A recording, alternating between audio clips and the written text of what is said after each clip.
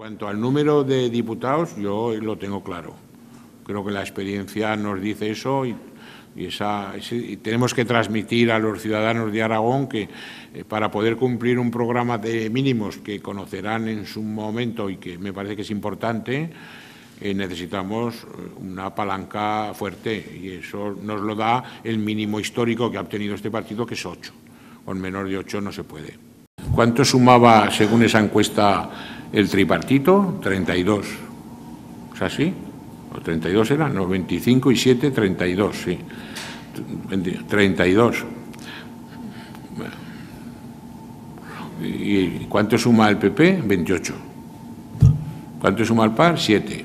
¿Qué hace el PAR? Si votamos que no a todo, a los 2 meses de la constitución de las Cortes, hay que convocar elecciones.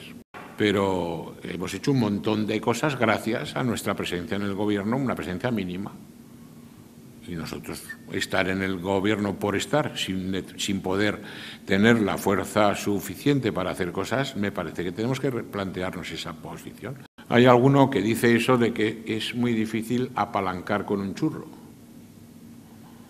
Es necesario, para hacer cosas, hay que apalancar con una palanca rígida.